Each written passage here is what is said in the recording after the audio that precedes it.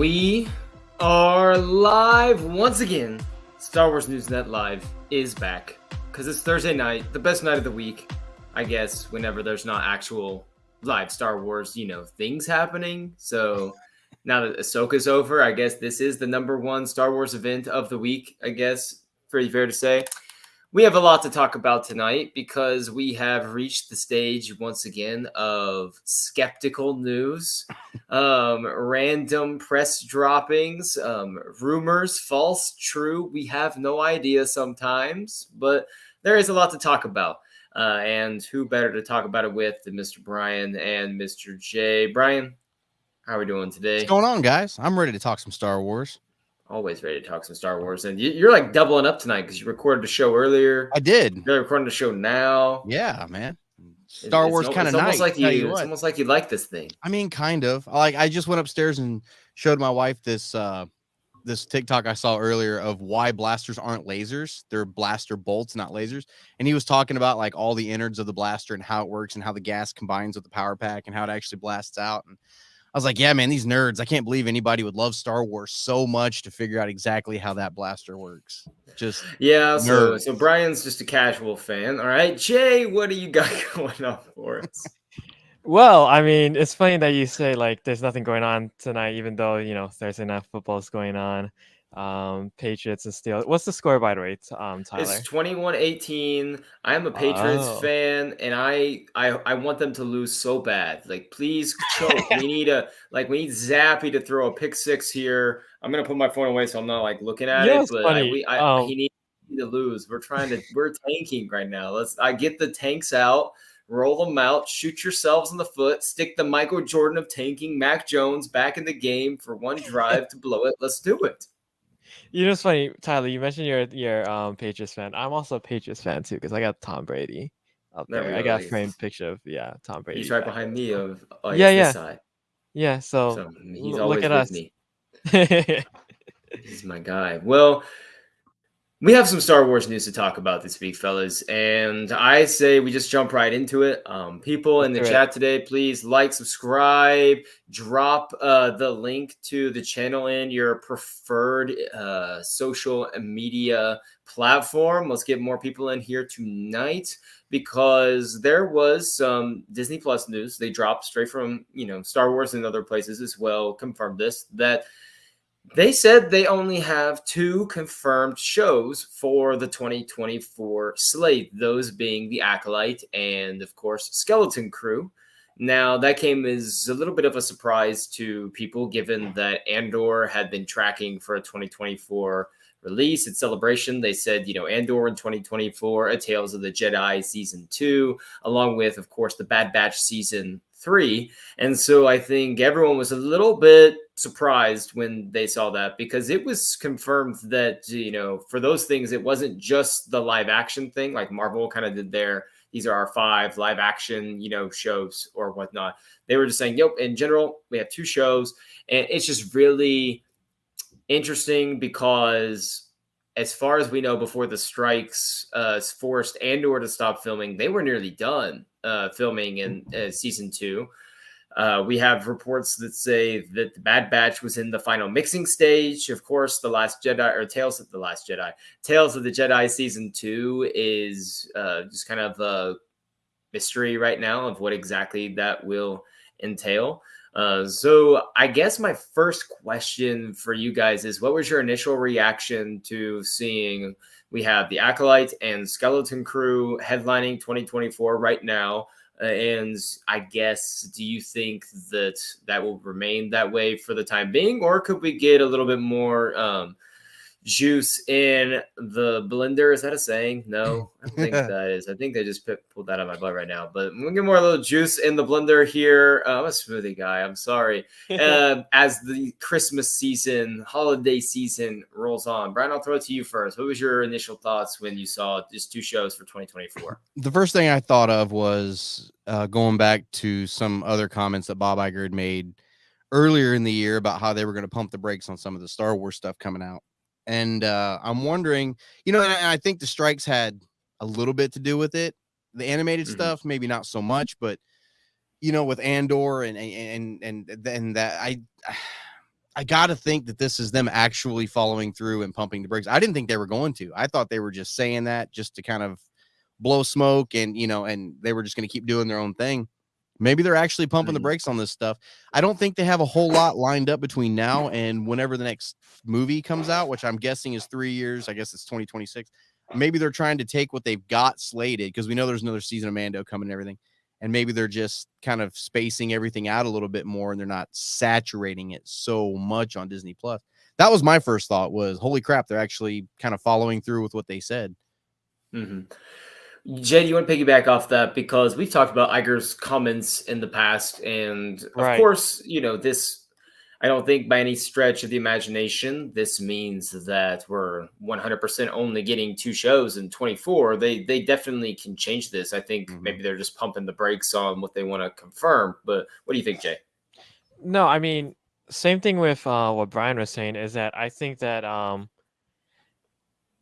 think that my first reaction was like, oh, wow, yeah, they actually are following through with that and making sure that, well, with what Bob Iger said, that, like, oh, they actually are slowing down in terms of putting the shows out there, which was surprising. And I think that, like you said, of course, they can change that. But I think just in general, I think that this is probably like a good move, because I think that a lot of more casual viewers, especially after Ahsoka, probably have been feeling a bit of fatigue. I think slowing down and letting these 2 shows here's the other thing that I think I want to mention too. These are 2 shows that I think that can really surprise people, given the fact that now, if these are the only 2 shows that are coming out, hey, maybe this might revitalize some interest in the franchise overall. So I think that this is actually for both of them. I think I think that both of them can actually have like an effect where, hey, if both of these 2 shows come out like around in the same year, around the same time, maybe that might buzz a little bit more, interest, and revitalize some more casual viewers who maybe have fallen off the boat a little. And so I think that if these are, the only 2 shows in the year for 2024, I say, hey, that might be an opportunity. I would agree. Maybe with this is just wishful thinking, perhaps on my part with the Acolyte. I think the Acolyte could be something that's in the future could get people back in. I think the Acolyte, and just my initial reaction, is going to struggle with numbers for a while, and it's going to need. I think Star Wars is going to need a show that can bring in people to Disney Plus that might be interested already just because of the Star Wars brand, but then they'll see, oh, what is this Acolyte thing? Because I just don't think that something that is outside the Skywalker saga completely, that's not in the form of a feature film, is going to immediately draw people back into Star Wars. And that's someone as big a High Republic fan as there is out there, I am one of those people. I just don't think that if Ahsoka is struggling to maybe get the viewership numbers that they would like, or, we saw, I think Mando season 3 numbers could have dropped a little bit. I can't see the Acolyte being this big draw. I hope that it can turn into that. I think that it could be something that turns into a launch pad for other projects. But my fear, and I think this is a fair concern given what they did with shows like Willow and what we're seeing across the board, is if it doesn't draw that immediate interest. I'm not saying they're going to scrap a Star Wars show, because I don't think they would ever do that, like just take it off the air or off the platform. But I am worried that, oh my gosh, we're going to panic, hit the panic button, and we're moving out. And I think people are starting to get a little burned out on the timeline that is taking place with Skeleton Crew. I think people are wanting to move away from that timeline or just focus with the established stories we have. So I'm a little bit worried that the one piece of show we're going to have from that time period is going to be one geared towards maybe just kids. Maybe Jude Law and the other big namers can bring more people in. I hope you are correct. I do have a little concern, because I do think an Andor season 2 would pick up steam given how I think the show has been really well received after it's really aired. Brian, what do you think? I got one word for you: Jedi. That show's gonna have a crap load of Jedi in it. That's because what sets Star Wars apart from everything else? The Jedi, the Force. Like, that's right. As great as all these other shows are, you know, whether you liked Andor or not. I know a lot of people loved Andor. I loved Andor. You know, whether you know, Skeleton Crew and Mando, you don't see a whole lot of Jedi and all these. You're having a show come out that is the Jedi in like their prime, like the golden age of Jedi. And it's like isn't it like some mystery thriller kind of series? I mean, that's going to pull people in. People start seeing lightsabers. I hate to say it because I love stories. It's not just all flashy lightsabers and blasters for me, but the truth is lightsabers are going to pull people in. Jedi are going to pull people in to watch Star Wars again. And so I think Acolytes I think it's got a good shot. Here's the problem. I think that you said people love lightsabers. When are they going to show those people with the lightsabers? I feel like if it comes out and we can talk about when we think these shows are going to come out in a second. I would lean towards a summer kind of release, similar to like a Kenobi, like probably I don't remember how many episodes they said this thing is going to be. Maybe 10, I think, as the number I'm remembering. I don't remember for sure. Brian, you may want to look that up. Yep. I'm thinking like a May, June, July, or a June, July, August type of release for that. And of course, that's just me spitballing and just thinking, brainstorming wise. But if history shows us anything, we're not going to get a trailer for this thing until the mid-spring, maybe March, April. And that gives people a couple months to figure out, oh, there's this thing. And if we know anything about some casual Star Wars fans that might not tune in for certain things, it takes a while for them to even, see the trailer. And then you're going to have to explain to them what era this is in, what time period this is in, why they should maybe tune in and care about this. And so if Star Wars doesn't change some of their approach, like to me, dropping a trailer for the next show that you're dropping, which seems like it's going to be Acolyte, dropping that before the holidays are over would be the best bet for me. Something to go into the new year. We're talking about it, and you have 5-6 months to build off of the momentum of that trailer, because you guys know they do this all the time. They'll drop like a main teaser, and they'll do like a 5-second spot here, 10-second spot here, and just kind of mesh them all together to kind of build that hype. The problem is we try to squish that together so much. Jay, do you think that, I guess you guys, do you agree that this could be a summer release, or do you think they're going to push it back later or bring it in sooner? I just feel like summer seems the best time right now, given the past, I guess. So I think you're right. I think summer really is the best time to release the Acolyte. And just to comment on some of your earlier stuff about, the marketing and the trailers about the recent Star Wars releases, I totally wholeheartedly agree with you. I think that as far as the trailers go, they haven't done much of anything to really get me super excited or hyped. And I think that now is actually like a really good time to drop a Star Wars trailer and to have it kind of more, because I think you're right. I think that especially with Star Wars, it needs to saturate a little bit more and get into a little bit more of the casual audience, and when you're like 3 or 4 months away from the release, it's like, a lot of these people still have questions and they don't really, see like, hey, what's going on or what era, like you're saying. But I think summer would be a really good time because, well, not only that, and here's why I think the Acolyte might actually be really successful. People really love the prequels. A lot of stuff, just Star Wars fans everywhere. I think like vast majority of Star Wars fans now love the prequels and have gained a super deep appreciation of it. The Phantom Menace is going to be having its 25th anniversary next year during the summer. And I think if the Acolyte can kind of like capitalize and piggyback off of that and say, hey, this is before the Phantom Menace. We got cool action sequences like in the Phantom Menace. It's a little bit like that, showing off like the birth of the Sith, like them coming back. I think that'd be a great way to market it. I don't know if that's going to happen, but I think that if I'm working at Lucasfilm, I'd be telling them like, no, this is how we should do it. Well, in the chat, we got some people joining us live tonight. What do you think Star Wars needs to do this year in terms of how are we going to advertise these shows? How are we going to get these out there? Because an Andor has a feature film attached to it that people know and love, Rogue One. That it's an easy sell to get people into, especially given the I think critical acclaim Andor has gotten in the past year. I think it is going to rise in popularity. Obviously, when Mando season 4 comes out, that's an easy enough sell. But these are two entirely different shows than what people have been used to for Star Wars storytelling on live action.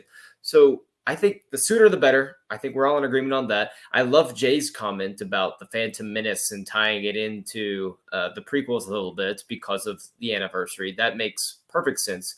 I just here's my thing. We have these trailers that everyone has seen in their grainy screens on YouTube of the Acolyte and of Skeleton Crew.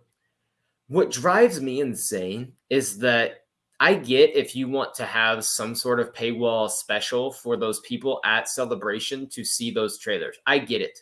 That was in April. Mm-hmm. It's nearly Christmas now. It's been 6 months. Ago, that is plenty of time that has passed for you to release those to the general audience, especially when you're getting close, or at least release something. It is, to me, it's just negligence on their part because I think they're still living in 2015, where everyone was losing their marbles over the return of Star Wars, trying to keep everything under wraps. And so to me, it's just an old, antiquated way of doing things. So Brian, what did you think on Jay's Phantom Menace? What do you think about this paywall stuff with the trailers? How should we maybe attack this? First off, I just didn't even realize next year's 25 years for Phantom Menace. Holy crap. I cannot believe that. It just doesn't feel like it. Phantom Menace is now older now than the classics were when I went and saw the re-release for the special editions at the time. I was like, Jesus. No, I agree with you about the trailer. That was 8 months ago. I think they should have put something out by now. This is a show like Acolyte is something they definitely need to start marketing like pretty quick. I'm guessing Acolyte's going to be probably May and Skeleton Crew probably be around holiday season next year, probably the shows will be 6 months apart. But yeah, I think tying it in with Phantom Menace is a really good idea. There are people that love the prequels now. That's kind of grown on people, with Clone Wars kind of supplementing the prequels a little bit and people appreciating it a little bit more and everything. I think they need to get a trailer out like yesterday. They really, really do. And I think it all rides on that first trailer. It's the trailer. I mean, you got to have a trailer that sets up, the time period, remember when trailers used to have like the text kind of like pop up and be like, I don't even know how they'd go about it, like during the age of the High Republic, and then it'd fade out and then you see some, right. They don't do that anymore. Now it's all just, bombard you. They've got to come up with a trailer that's going to win people over. Star Wars has always done great trailers. I feel like they have. So I'm not worried. I'm not too worried about the trailers. The one have you seen the Acolyte trailer that they released? Yeah. I feel like it's okay. Like it's not. Yeah. Again, it probably hit better if I saw it in like high definition 4K, and not publicly release the trailers. Execute publicly release the trailers order whatever number that is. I think this is, and I hate that I'm even saying this because I don't think this way in general about Star Wars. I've come on this show the last 2 months and pretty much been saying I want stories outside of the saga. The best way I think to do this is High Republic, give a brief intro what that is, fade out. You have Yoda kind of looking off into Coruscant in his High Republic robes. You can have Yaddle too in the chamber, whoever. They don't have to speak. They don't have to say anything. You can just have them there, and then you cut to very new characters, whatever. But you immediately establish a connection point for the casual audience that this is a character this is a character you love, and it's going but it's also going to be different because he's going to look different. He's going to be having different clothes. There's going to be different, obviously. I think the music needs to feel a little bit different at times. And so like MB Wilson said, and I 100% agree, it's going to look very flashy, exciting in the trailers. If Disney plays them well, it could be a game-changing series. It's like Dave Filoni, who is now, the chief creative officer. Yeah. It's like he said in an interview recently, the fans know what a good lightsaber, battle is at this point. Fans know what a good lightsaber sequence looks like. So they know they have to, if they're building this up as the era of the Jedi, where there's going to be a lot of, lightsaber action. They know what they have to do in that regard. I think it's going to be a great show. I just worry about the initial audience point because let's just say, I feel like we all probably know coworkers or people in our lives that love Star Wars. If you mention the Acolyte, the High Republic, or anything like that to them, it probably, for the most part, goes right over their heads. And those are people that are probably tuning in to somewhat of Star Wars news. They just need to stop holding all their cards so close to the chest. Mm-hmm. They need to actually, we get it with the whole secrecy thing. Like I get, do it with movies, keep the secrecy thing with the movies. Like, when you have a show coming out in a new time period that you've never touched live action before with, you're trying to pull in an audience with these new characters. And we're all obviously going to watch it because we're all High Republic sweaties. We just are. But stop. Put out a featurette a week before, talking about the High Republic and kind of what the era is and, and kind of tie it in with a little bit. And then, even show a preview of a little bit of Acolyte at the end of the, it didn't have to be that long. They did it for Ahsoka with the Master and Apprentice thing. Remember that? Just do something like that, talking about High Republic, kind of what was going on, and everything like that to get people pumped up for this thing and slap it on Disney Plus the week before and just go with it. Absolutely. And people are finishing up Eye of Darkness now. They're finishing up these books. I think that it's going to continue to pick up steam as we get closer. Let's talk about Andor for a little bit. What do you think this means for Andor? Because we have been told now for a while, 2024 Andor Season 2, the second and final season, we know exactly how the series is going to end. They haven't kept that from us at all. It's going to end with K2 and Cassian going straight to pick up Jin Wobani. and Wobani. So we know exactly how that is going to end. But we've been told 2024. It looks like that could be in jeopardy. I still think it's going to come out next year. I still think it's going to come out maybe, closer later in the fall, early kind of winter, possibly.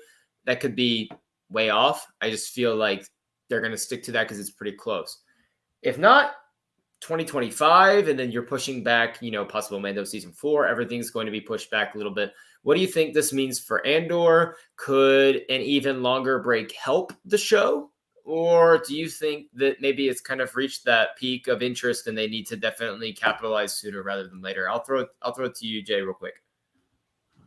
Wow, I don't know, because for one thing, for me personally, when I discovered that Andor was possibly getting delayed, I think that was a huge blow for me because I remember watching Andor in 2022, last year, and that was one of my favorite series. And to hear that it may be a 3-year gap between Andor season 1 and Andor season 2, that's a huge gap, especially for a TV series.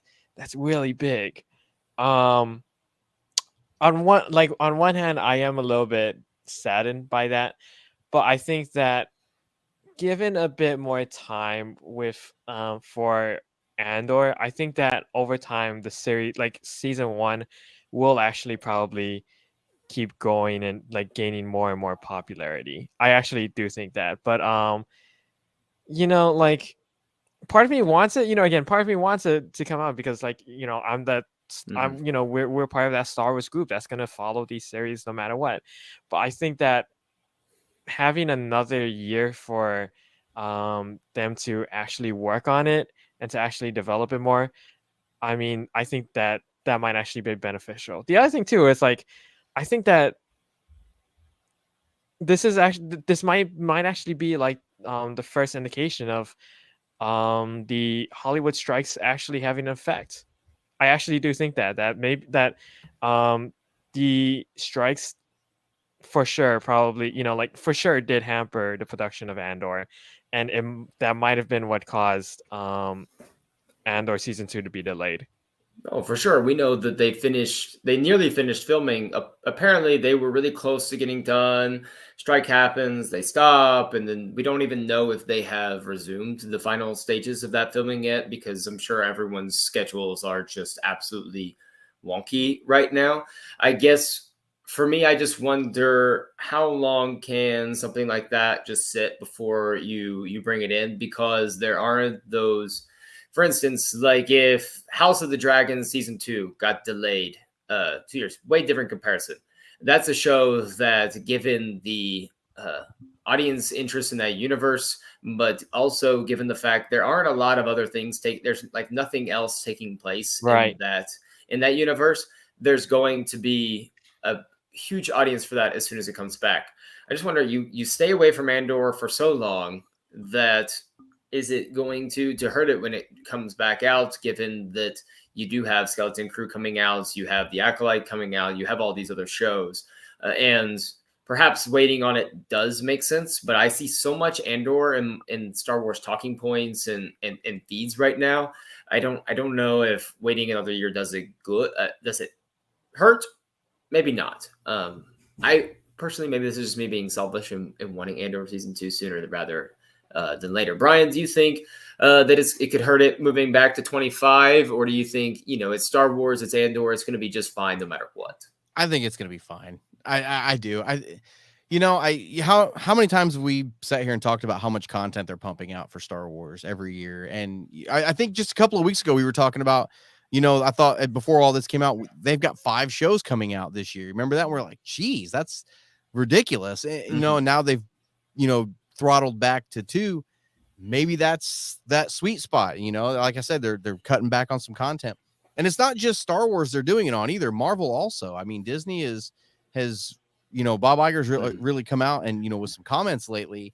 I'm not going to get political or anything, but some of the comments that he's made about messaging and stuff like that, I think they're really starting, because they've taken huge hits. I mean, they've lost what, $7 billion in the last how long, or on flops and stuff. So I think they need a film. They need a film to hit really hard. They need a film. They need a film to really slap. I would say. So that headline of the 5 shows was a little misleading, because you see that and most people are immediately like 5 live action shows. Oh my goodness. But baked within that is a Bad Batch was baked in, was Tales of the Jedi season 2. Yep. I'm sure they have probably like another Visions thing cooking somewhere, at some point, maybe not next year, but 2025. And they could probably get that worked out whenever they want. So moving on to Bad Batch season 3. This is the one, if I had to guarantee, would still come out this year. I feel pretty confident that that's going to come out. If they were already on like final mixing, as they've said, they've got to be really, really close. Yeah. And this is one that doesn't have nearly as much pressure on it as, say, an Andor, Acolyte, Skeleton Crew. You can they were even comfortable dropping in Bad Batch when Mandalorian was going on, because I think they know our Star Wars animation audience is going to be there. Solid. And the Clone Wars faithful is not going anywhere anytime soon as well. I originally thought this was going to be kind of a New Year show, just like last year, where it was, into February, March, where we had the Bad Batch. Now I'm wondering if maybe that's wrong, and it could be later in the spring to lead into kind of a May Star Wars Day Acolyte debut. What do you guys think? Any speculation on when we might see some Bad Batch? I'm guessing the live action shows are going to be 6 months apart from each other, summer and winter, and I'm guessing Bad Batch is going to be slapped somewhere right in the middle of that. Okay. Somewhere, I'm gonna. That's what I'm going to say. I'm going to, 3 months after, 3 months offset from either end. Yeah, that's fair. Jay? Yeah, I'd be very surprised if the Bad Batch doesn't come out like in 2024. Yeah. I think that in all realism, like, even though it's not listed and not confirmed there in the recent report, I still think that Bad Batch is almost like you said, it's almost primed and ready to go. So I'm thinking probably maybe late, like in all honesty, I still think they could put it out in like late March, early April. I mean, they haven't even dropped a trailer yet. Like, yeah, we don't have a you trailer. think we're that close to it? I mean, because they could drop a trailer in the holidays. Yeah, Merry Christmas. Here you go. Yeah, I'm thinking from like a business perspective, like investor perspective of just like knowing how like these fiscal years work in the video game industry. I follow the video game industry like very closely, but you'll notice that in a lot of these video game companies, they love to put out these products or these games or whatever like at the end of their fiscal year to give them like that nice little like financial bump, or at the very beginning, that's to say like, oh, let's get off our fiscal year nice and running. For most companies, that means the fiscal year ends in March and will begin in April. So that's what I'm guessing. I'm like, I could be totally wrong, and I could eat crow in like a few months from now, but like that's the hopeful side of me. That's the hopeful side of me that's hoping that Bad Batch is, that they're getting a trailer ready now and that they can get it out before like, late March. Also too, like that's when season 2 premiered. It came out about the same time. Yeah. And I wonder if they are feeling some regret for dropping them at the same time as Mando. I don't know. I'm not an expert in the streaming numbers and looking up that kind of stuff. I don't really care. I just want to enjoy the Star Wars, break it down, talk about it with people who love it. But maybe they are showing some regret on that. Let's talk about Skeleton Crew reaching the half-hour mark. That's the other show that we know is confirmed for next year. I have to be honest, and I hope that Jude Law, and I love Carrie Condon, she's going to be in the show as well. I hope they change my mind. Of every single project that has been announced, from the 3 feature films to Andor, Acolyte, Bad Batch, Tales of the Jedi, the Theoretical Visions 3, and the written script in Dave Filoni's secret safe in his office of Ahsoka season 2, like Mando season 4, Skeleton Crew has to be just way down on that list for me. I'll be honest, I will watch with hopeful intention, but I have zero. I'm going in with no expectations, and I try to say that as not like a negative, because sometimes you say when I'm going in with no expectations, it's like I think this is not going to be good, so I just want it to elevate beyond my low expectation. So I say that as positively as I can. I just think in an already just too saturated time period of this little gap we have, is this show really worth the bang for their buck? That, like, I'm sure it's very expensive to make, and you're bringing in some high profile people. I just wonder if this is one of those big budget, because they're going to be cost cutting at Disney Plus, like Brian's alluded to a lot of the Iger stuff. And I'm wondering if these are the type of shows that are going to start getting cost cut, where it's like, we have this universe pretty well established. Like, why are we dipping our toes in here again? Brian, thoughts on Skeleton Crew? It's confirmed for 24. We know we're going to get it. We don't know necessarily when. I'm thinking fall, but what are your anticipation levels right now just for the show in general? I'm looking forward. It's got Star Wars in the title. I'm looking forward to it. Like you guys said earlier, with that era, with that, I hate using the term the Mandoverse era, but during that time period, the New Republic rise, or whatever you want to call it, the New Republic era, with everything else going on, it's weird. It's weird they would drop the show. Star Wars is for everybody. It's for every age group. It's for everybody. And this is a show that I feel like, just based off of what we know so far, we've seen that grainy trailer, but we haven't really seen a whole lot of it yet. I just feel like it's going to end up being kind of and I could be dead wrong, but it feels like it's going to end up being this live action version of like High Republic Adventures, or, the animated one that's on Disney Plus now, the Young Jedi Knights. You know what I mean? I feel like that's what it's going to end up being, or it's going to feel like Space Cases from Nickelodeon back in the 90s, or, just something along those lines.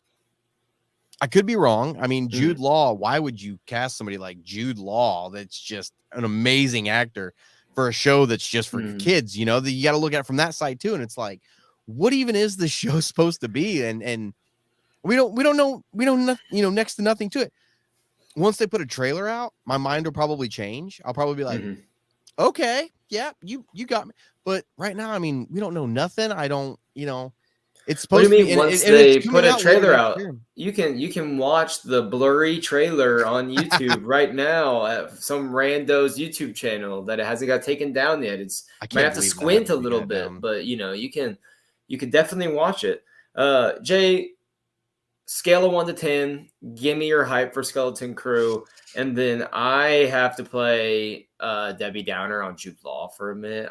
This is gonna anger everyone, so. Excitement for Skeleton Crew. Wow.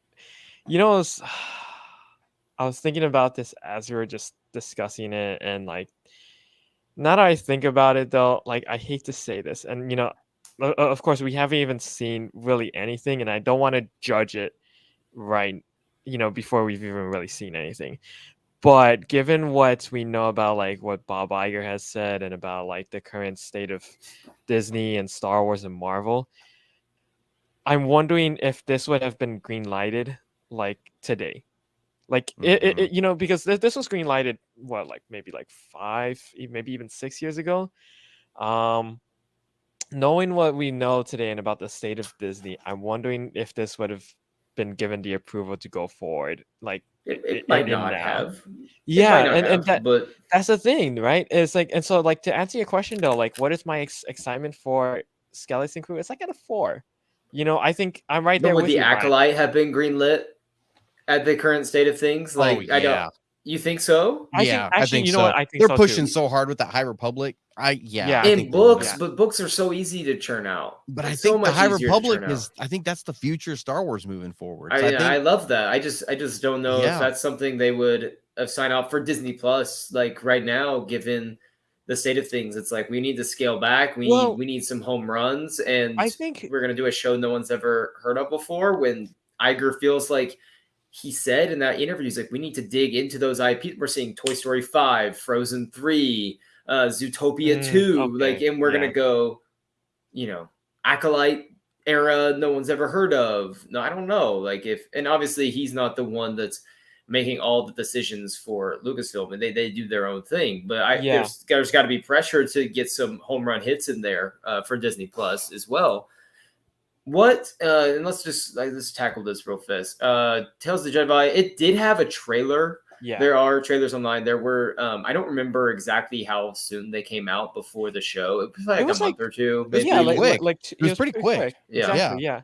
So that's why I'm thinking, even with the Bad Batch, I'm thinking you don't really need a long trailer lead up for animation. So no. And we went through Jude Law plays a Jedi. I hope we get, and that's been something that's been discussed, the Jude Law Jedi aspect. I'll be honest, I don't want to be like a Jude Law hater. I feel like Jude Law is the guy that he's like the headliner that you invite to the big party. You're going to impress everyone, and everyone's like super hyped to go see this headliner. And every single time you go and you're expecting this like A performance, you just walk away with like a solid B. And you're not upset about your B. You worked really hard, and you're like fine with it. But it doesn't ever leave you just absolutely just astonished. And I feel like that's not a bad thing. But I just feel like Jude Law is everything that I see him in. I walk away just not overwhelmed. I'm a little bit just underwhelmed. It's a good meal.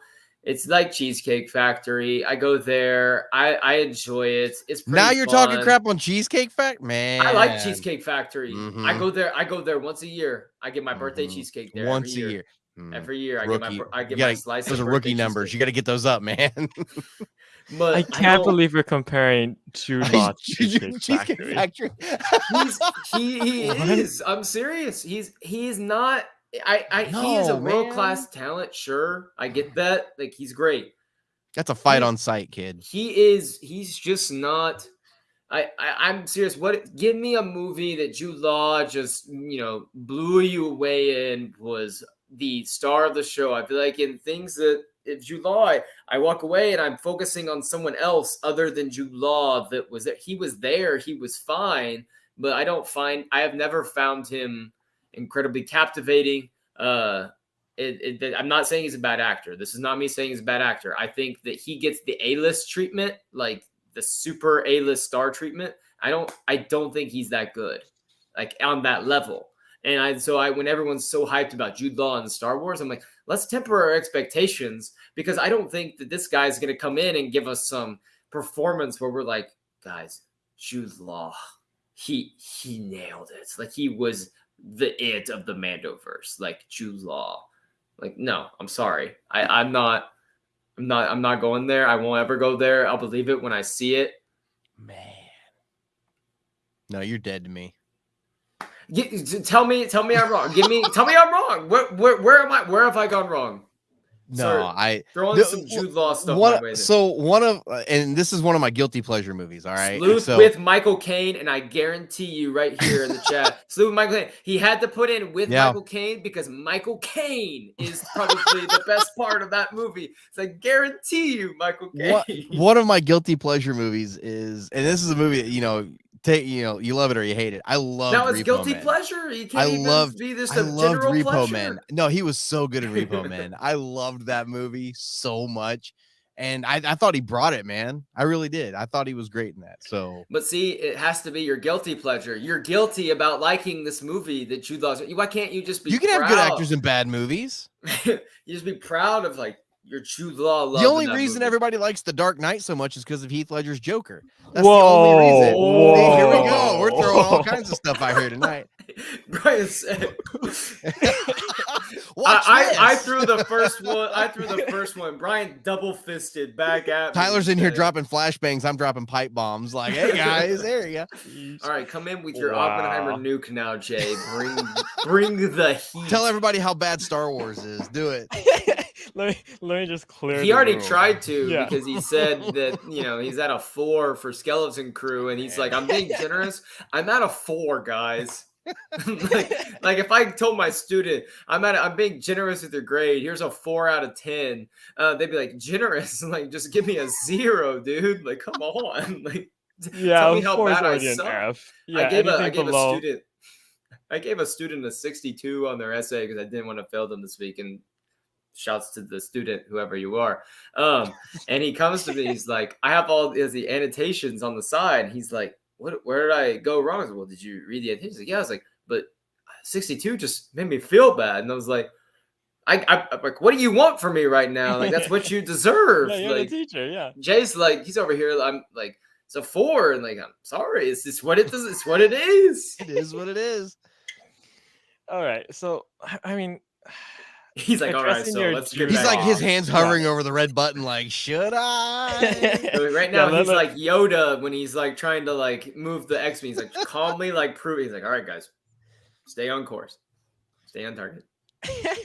Okay. Let me unpack your Jude Law statements. I get what you're saying. No. Here's the thing. I get what you're saying about Jude Law, and like I think that there's not many movies or roles I can actually really think of where like he was a leading man and he was actually like really great. The thing is, like, I actually kind of agree with you. Like, he played in the Sherlock Holmes movies, he plays Watson. But I think he's great as Watson. I think he's great as like, that in that role, and I think he was great in Contagion as like that conspiracy theorist type podcaster. I think he's a great actor that is really great at in these kind of secondary roles. But I see where you're coming from, Tyler. There's not a whole lot of like actual like leading man roles that I can really think of where I thought like, wow, he was really phenomenal. But I think in the roles that he was given, where it's like the smaller, more secondary roles, I think he nailed. And so that's why I'm like, I still like really love him as an actor, and I do think he's really great. I mean, going back to SWNN crew though, you know, names are practically all we got as far as like information on that show. We got John Watts attached to it from Spider-Man. We got Jude Law. We got the Daniels also directing a few of the episodes. So there are names. There, you know, these are people we know. These are people we recognize. I'm just saying, you mentioned Sherlock Holmes. How long into a conversation about Sherlock Holmes and everyone are you going until you mention Jude Law and Watson? You're talking about RDJ for the first, 20 minutes, and then you're like, oh yeah, he was pretty good as Watson. And you even said you're like he was pretty good as Watson. Like, yeah, he's pretty good. Like he was really good as Dumbledore. I'm acknowledging. No, you didn't think so? I thought he was really good. He was okay. He's just really? okay. I thought he was good. He was okay. Like he's good. He is good. I'm just saying that when I hear Jude Law and it's like Jude Law, world class man, and I'm like, he's good. He's all right. Like I don't know. God. And I'm not saying he's bad. I like Jude Law. I don't want everyone feel like I don't like Jude Law. I like Jude Law fine. Tyler I have friends. 100%. I have friends that I like. I have friends that I like. I'm not going to bat for those. But they're not great people. I have friends that I like. I have my best friends, the ones that I talk to. I have friends. Like Jude Law. He's the guy that you meet up with. A few times a year, you have some good laughs. But if you met up with them any more than that, you're like starting to go like, I don't know. I don't know about this. Like, let's take a break here for a while. Let's pump the brakes on this. Have you guys ever watched Frasier? Yeah. You ever watched Frasier? I actually haven't, no. So there's an episode, and for those of you who have no idea what I'm talking about, Jay and I are like the same age, so you guys. But you guys are making me feel it's like Frasier when he goes out with Woody, the old bartender at the bar he used to go to, and they went out the first time, knee slapping, having a good time. Second night, it's like, all right, this is okay. Third night, they're like, what are we? We have nothing in common. What are we doing here? Jude Law, I'm like, I watched it the first time. I'm like, yeah, he's pretty good. Next movie, Jude Law, I'm like, all right, yeah. Third one, I'm like, this guy, he's not the A-list guy we all think he should be. And he will have the chance to shine. Absolutely. 100%. Give him his moment. Carrie Condon, we'll end up talking about one of these kids. We're going to talk about Carrie Condon, and then we're going to talk about Jude Law. That's the way it's going to be. That's how it's going to happen. That's how it's going to happen. Oh, my God. Tyler was 100% just going like Larry David, Curb Your Enthusiasm. Being like, no, I like him. I like him. He's good. He's not that great though. Like let's hang on there. It really is the episode where it's like every Larry David, just the situation he gets into is where this person comes in. There was like this one episode I think where oh my gosh, and like this is like it was like a serviceman like came in and Brian I don't know how often do people like thank you for your service? Like if you're in uniform or they know that you're geez. It used to be. Is it like hit or miss? When I was in, it was all the time, but nowadays it's not. Yeah, okay. So like there was an episode of Curb Your Enthusiasm where like this guy comes back and he from overseas, he's been there serving for a couple years. And Larry's standing around the round table and everyone's like shaking his hand, saying thank you. And then he gets to Larry and Larry's just like, hey, nice to meet you, dude. And they all look at him. And I'm like, I feel like that's like everyone's looking at me like, yeah, like that right now. Like, Tyler, like you didn't just bow to the altar of Jude Law right now that he's graced us with his Star Wars appearance. Get out of here. Get out of here. Oh, jeez. Let's talk about this quote from in the chat. William Favreau and Watts have all said clearly Skeleton is about kids, but not necessarily a kids show. It's good to know. I would agree with that, like everything they've said. And I think that, I don't know, I wasn't thinking it was going to be like for little kids. I think it's going to be a lot that kids can draw upon. But Brian, what do you think about this just in general? Like, having a show about kids, but not necessarily being a kids show. What do you think that how people respond to that? It's kind of hard to picture that, honestly, because I guess not really. They've compared it to like an Amblin production, like Goonies, something along those lines, and so I don't know. It's good news to know that it's not going to be a kids show, but I don't know. I'm with Jay. I'm having a hard time finding any motivation to really get excited about it yet. If it's Stranger Things in space, I will absolutely, adore that. I love Stranger Things. I've only seen the first 2 seasons. It's the second season is like it's the worst one. It's the worst one. Yeah. In my opinion. So Jay, if it is indeed the elevator pitch back in the day, back before back when there was supposedly like 20 million Disney Plus projects in the works, and Rogue Squadron was going to be aired. What do you think of Stranger Things in space if it actually takes place? I mean, think about, and we have some great directors lined up for these episodes. I mean, this thing, you got now I'm blanking their names. The Daniels. Yeah. The Daniel. I was like thinking, yes, thank you. Oh my gosh. The Daniels are, for starters, like that's probably the episode that everyone's looking forward to. So Stranger Things in space, Jay, take it away. Brian, I'm going to one up you and say I've never seen Stranger Things. Man. All right, cool. I'm not going to be that guy. Awesome. Oh my gosh. All right. Well, talk about, we got the Daniels, Skeleton Crew. We got Bryce Dallas Howard, like, we got Lee Isaac Chung. Like, we got people here. Don't watch Stranger Things tonight. Like, what are you doing? Like, season 5 is coming out like next year. What are you doing? We have people defending Jude Law, but not watching Stranger Things for the last several years. I'll catch up. I want to. Jay, I'm like, you're 24. Yeah, I'm 24. So like you're exiting the stage of your life where you had like 8 hours a day to watch Netflix instead of doing homework in college. So like, what were you doing? Like, okay, I'll be honest. Like, okay, so Stranger Things is definitely on my watch list. I want to get around to it. Was that? That means it's never getting watched. It's like how I have something. Someone tells me to watch something, and if I tell them it's on my watch list, it's a polite way of saying no. Yeah. Maybe someday. People go through their watch list. People go through their backlog. Not everybody keeps a notebook in their pocket like Captain America, man. I'm gonna add it to the list. Not everybody does that. And he had Star Wars on there because it was a priority. Depending on where the movie was released. The region. Yeah. So Skeleton Crew, our levels are fluctuating. We're all over the place. That seems to be the general consensus tonight. Chaos. Yeah. Maybe it'll surprise us. Maybe if there's ever a show to surprise us, I would say Andor really surprised me. I was talking when it first was announced, I had a similar reaction to it as I did a Skeleton Crew. I was like, do we really need this? Mm-hmm. Is this something that like is really needed?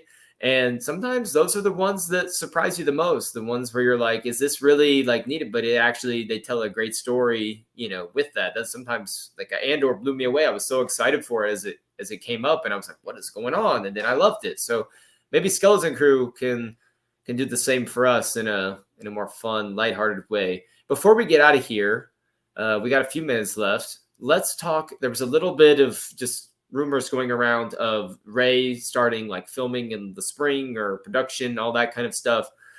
At Star Wars Net, we published it. We kind of retread like an article we had written, a little while back, and we have some sources saying that like the script is not finalized yet. Things like that aren't happening, and production is still obviously not a long ways away because they're wanting to meet that 2026 mark, but I would expect I don't think they finished casting yet and all of this stuff. Perhaps that is what we're going to get maybe in the next few months. And then the script finalized. We'll get some things. So I guess, and I'll kick this to you, Jay, first. In terms of Rey movie news, what would be something in the next 2 months that would, one, get you excited about the movie more than we already are excited for a feature film? And two, like, what is some news you would like to hear to let you know, oh, then maybe I'll have a better idea of like production is getting started soon. Because of course it's Star Wars. They're not going to be like, yeah, we're starting filming next month. Because that's, they'll never do that until someone with their drone flies over and, catches them in the act. Yeah. Yeah, I think for me, casting is going to be a big one. I think everyone, this is like one of the big questions that's on everyone's mind right now. Is John Boyega coming back? Mm-hmm. And I think if he's listed there, I think if possibly even Mark Hamill, I hope not. I think that having those recognizable names would definitely get me interested and back on for the Rey movie. Back on, so you're off the Rey movie right now. I'm off. I'm off. I'll be frank. And I know we're just dropping pipe bombs left and right here tonight on Tyler, man. It's 11:56 at night. I'm teaching in 8 hours, and he's gonna be stewing when he goes to bed. Lose. My kids are gonna walk in and be just like this disgusted look on my face. Oh, we're ruining Tyler's night tonight. Oh my gosh! No I was gonna be in bed, just like. So we will address this in the moment, but Brian, please answer the question too. There's nothing that they're going to be able to do in the next 2 months to get me excited for this movie. Nothing in the process in the next 2 months. Casting's not going to get me excited. Nothing like that. I mean, I won't be getting excited about this movie until, they start, set photos start coming out. And like you said, drones start flying overhead and, we start seeing some stuff. Trailer. Nothing. You say nothing. Nothing. What if, and this is like a dream scenario, what if they release a video with Daisy's like, yay, the movie's coming. She's like, I just want to announce like someone who's going to be joining. And she ignites her lightsaber. Like they have like a little lightsaber of hers. She's like, I just want to announce someone that is going to be joining me in this new movie, along my side. And John Boyega walks out and he whips out a lightsaber and basically confirms that he is a Jedi in this movie. That's something we don't already know. Like we don't know that he's in it. We don't know, like, are they really pursuing it? And he walks down. He basically just says, get excited. I am a fully trained Jedi Knight at this point because it's been 15 years. You're not going to get you're going to sit back. No, because it's only been 3 years since we've already seen them. And the last time they were in those roles, it's only been 3 years. They're acting like it's some big comeback that Daisy Ridley is coming back to do this movie. Had it been, 8 or 9 years, 10 years, 11 years down the road, and then she comes back, that'd be bigger news. But it's only been 3 years since we've seen them in another movie. And then they announce, oh, she's back. Like it's been, the actual 15 years since we've seen her, but it hasn't been. So it's not something that's going to get me excited. It's not, I don't know. There's nothing they can put out. We're gonna have a real video about a real movie with real actors that people have opinions about. And you're not gonna get excited about a real movie that has the real actors attached to it with lightsabers. Here's the problem. And you're gonna just here's the problem right now, because where they've messed up with me personally is they've already announced the next 3 movies. And I don't give a crap about the Rey movie compared to the other 2. The other 2 are the ones I'm really excited about. The Dawn of the Jedi and this, Thrawn movie. Though that I guess we can call it Heir to the Empire, just because everybody knows what we're talking about. Those are the 2 that I'm like, yes, that's what I want to see. They already basically blew the proverbial wad by telling me those 2 movies are coming after this one. So those are the 2 I'm looking forward to. They came too quickly. They did. Yeah. Sorry. They were premature. A little premature on those. We have reached, and it's just made a mess of everything, So sorry.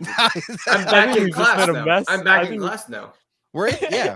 I'm back in class. This is what this evolved to. It's disgusting. Don't get me wrong. Like I said last week, don't get me wrong. When the Rey movie comes out, I will be first in line to go see that movie. I will. It's Star Wars. I'm going to be there to support my Star Wars. But as of this moment, it's still 3 years away. As of this moment, I'm not going to get excited until probably 8 months before that movie comes out when they drop the first trailer.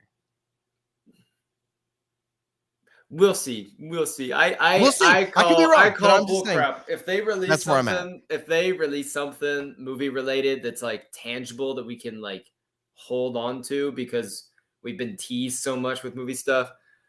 Yeah, we're going live, and you're gonna admit to me that they're just but they're not going to, because they keep everything so under wraps. Like, it's just, we're not going to know anything about this movie until that first panel for it at Celebration, the year that movie is coming out.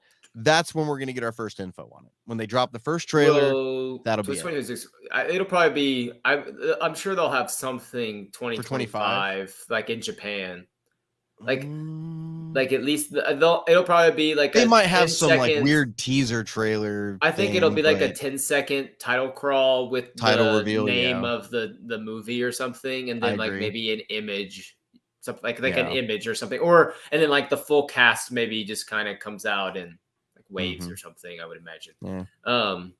You guys are Debbie Downers. I would love some. I would love some news, like casting news. Or now, I'll say this: like that. When we get through this movie news cycle, and when this movie gets out, and we start getting into that other movie, that's when you're going to start seeing me get excited.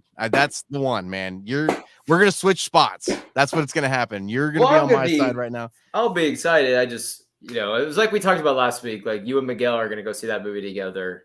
And it's going to be beautiful because Miguel's ready for that era to end. And you're just like, yes, take it off. Yeah. Oh, man. We have reached the hour mark here. So it's about time for us to sign off. Yeah. How many carpet bombs did we drop tonight? That was fun. This is an expensive episode. It was fun. I'm sweating now. It's good. That's a good thing, right? Giving the U.S. government some competition over here. Oh my goodness. So Jay, please go ahead. Tell us where we can find you real quick as we get out. What do you want us to know? What's life like? Well, obviously the continental US. I'll be writing some more articles up at Star Wars Newsnet. I got speaking of the Acolyte, I got a new editorial that I'm working on why the Acolyte is my most anticipated project of 2024. Granted, it might be one of the very few ones that they're coming out with, but still, that's something I'm really looking forward to. And my article on that will be coming out very soon.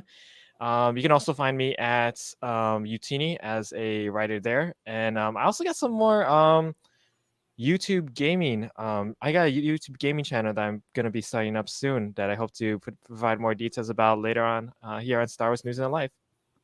I'm so bad at video games now. Like I'm clinging to success in 2K, and like I'm just clinging to being good at playing 2K as long as I can, until someday I'm just uprooted. But I'm so bad at like online games now. I tried to play the other day, like at my friend's house. I'm so bad now. It's just so sad.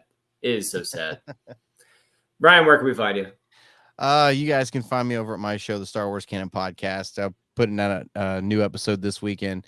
Probably going to be talking about all the same stuff we talked about tonight, but I got a co-host from Cairo, Egypt, named Yusuf Wali. He's a pretty cool guy, loves villains. So he's going to be hopping on with me, and we're going to be talking some Dave Filoni news, since we didn't get to that last week, and talking about some of this Rey stuff. You guys can send them some mailbag questions to Star Wars Canon Podcast at gmail.com, and we'll read a few on the show. Awesome. What day is it air again? Saturdays, 7 p.m. 7 p.m. Perfect. You can find me Twitter at TyBread5. Give me a follow. I'll follow you back. Spread the love on Twitter, I guess known as X now. I was so disappointed this week because I thought I was going to have High Republic comics to review, and I realized that that's next weekend, the week after, and I had to settle for reading High Republic Adventures and High Republic Adventures only, which I love High Republic Adventures. It's good. Yeah. No, it's great. I just was expecting, it's just different when the Shadows of Starlight hits my Kindle and I open it up, and then I know I get to write about it, and instead I had to wait a week. So I was a little bit upset about that, because I just love High Republic stuff. So you can find me at Tyra5. I'll be writing just some random comic stuff as it comes up. We'll get some book stuff going on in the new year. Like, once again, follow Star Wars Newsnet for all your Star Wars news. Something that we stand apart. We never miss a comic. We never miss a book. We never miss like those little details that sometimes get glossed over. We try to go really in depth on things that you might just get the bullet points for other places. So give us a follow, like and subscribe, please. We will be back next Thursday. No idea what might happen in the next week. Who knows? We didn't know that Disney was going to drop the two shows in 2025 bomb on us this week. So we might get back to our movie breakdowns like we've been doing the saga breakdowns whenever there's been light news. We might be talking Phantom Menace next week, or we could be talking about Brian's hype for the new Rey movie after the video drops this week. Or we could be talking about how Tyler's like president of the Jude Law fan club. Hey, I might be if Jude Law like gives me some of that Hollywood cash. I'd do anything. Man, how do you get that Hollywood cash there, Tyler? People like you that have been duped into believing that Jude Law is the son of God of the acting guild. He walks in a room and doves fly through the door behind him. All right, Brian, take us out. Hey guys, until next week, may the force be with y'all.